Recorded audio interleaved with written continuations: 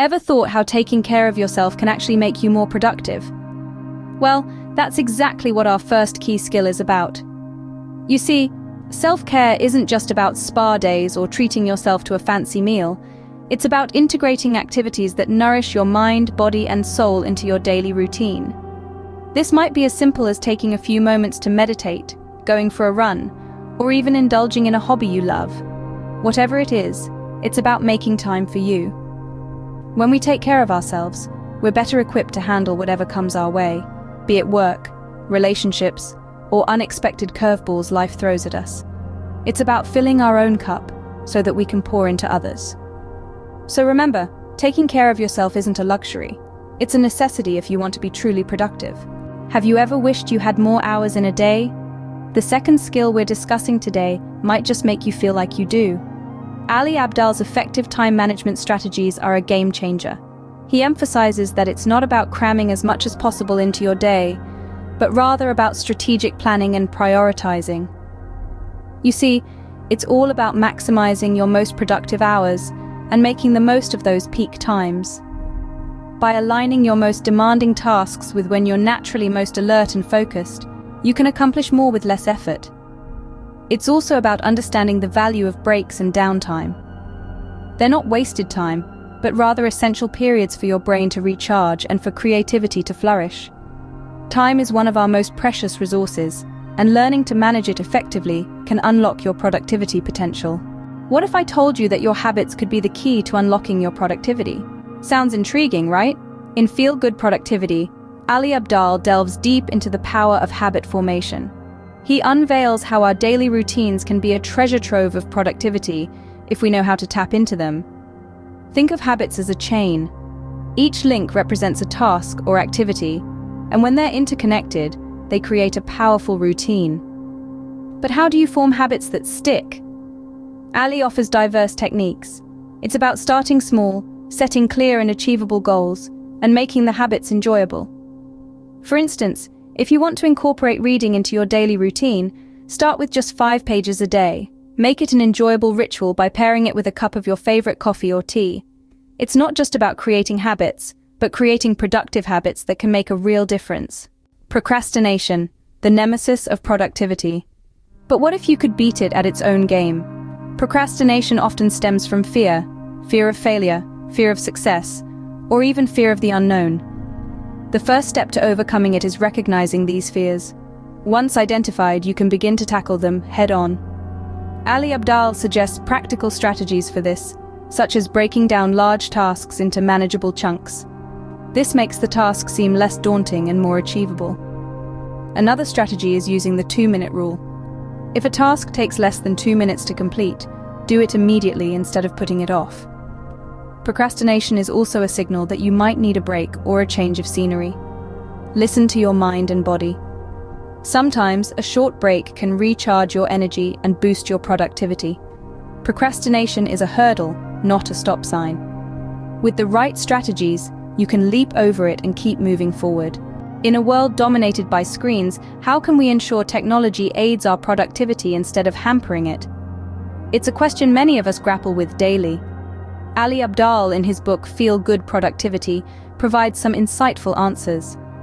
He advocates for mindful technology use, a concept that's about harnessing the power of technology for our benefit, not letting it become a distraction. Imagine technology as a double-edged sword. On one side, it can streamline tasks, enhance communication, and provide a wealth of information at our fingertips.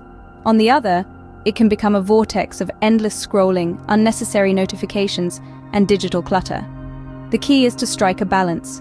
It's about using technology with intent, setting boundaries, turning off non-essential notifications, and designating specific times for checking emails or social media. Let's remember, technology is a tool.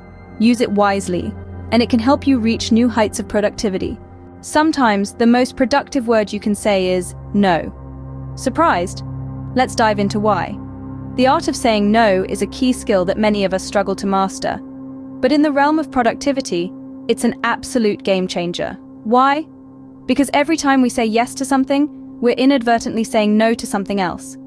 This could be our time, our focus, or even our well-being. By saying no, we set boundaries that protect our most valuable resources. It allows us to focus on what's truly important and align our actions with our priorities. Think of it as a shield that guards your productivity castle. It deflects distractions, unnecessary commitments, and energy-draining tasks that don't contribute to our goals. So the next time you're tempted to say yes out of habit or guilt, remember the power of no. Remember, saying no doesn't mean you're being rude or unhelpful. It means you're prioritizing your productivity and well-being. Ever felt like you're all work and no play? That's where our seventh skill comes in, balancing work and life. Now, we've all heard of this elusive work-life balance, but what does it really mean? It's about understanding that your life is not just about work. It's also about your personal development, your relationships, your hobbies, and your well-being. Ali Abdaal emphasizes the importance of setting boundaries, knowing when to step away from work and take time for yourself. This can be as simple as turning off your work emails after a certain hour, or making sure you spend quality time with your loved ones. It's also about managing your energy wisely. Work at your most productive hours, and rest when you need to. This not only makes you more effective at your job, but also leaves you with energy to enjoy the other aspects of your life. A balanced life is a productive life. Remember, all work and no play doesn't just make you dull, it makes you less productive. Perfection might seem like the ultimate goal, but what if embracing imperfection could actually make you more productive? True productivity isn't about getting everything right, it's about making progress. It's about taking those small, imperfect steps towards your goals.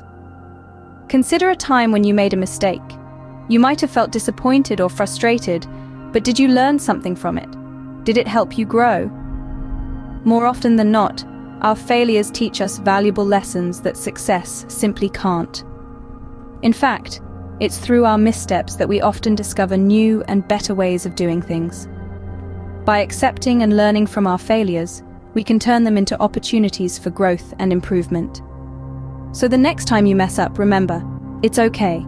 It's more than okay. It's necessary. Because each mistake you make is another step forward.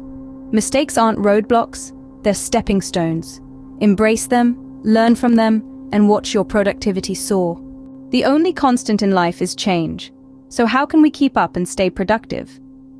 Well, Ali Abdaal has an answer for us in his book, Feel Good Productivity. His ninth key skill is about continuous learning and growth. Embracing a mindset of lifelong learning is essential to sustained productivity. It's about curiosity, about staying open to new ideas and constantly seeking to expand your knowledge and skills. This continuous journey of learning fuels growth and adaptability, preparing you for the unexpected twists and turns of life. It's not just about professional development either.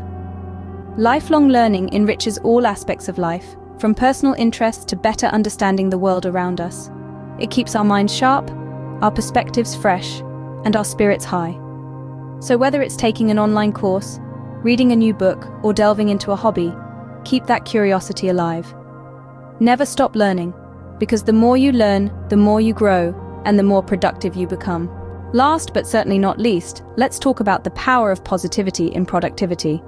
Now, it's no secret that a positive outlook can drastically change our approach to work and life, but how exactly does cultivating gratitude and positivity help us become more productive? Well, it's all about perspective. When we practice gratitude, we shift our focus from what's going wrong to what's going right, fostering a mindset of abundance rather than scarcity. This not only boosts our morale, but also our motivation to do better. On the other hand, maintaining a positive attitude, especially during challenging times, helps us stay resilient and persevere. It encourages us to see obstacles as opportunities for growth rather than setbacks. So remember, positivity isn't just about feeling good, it's about doing good. Cultivate it and watch your productivity flourish.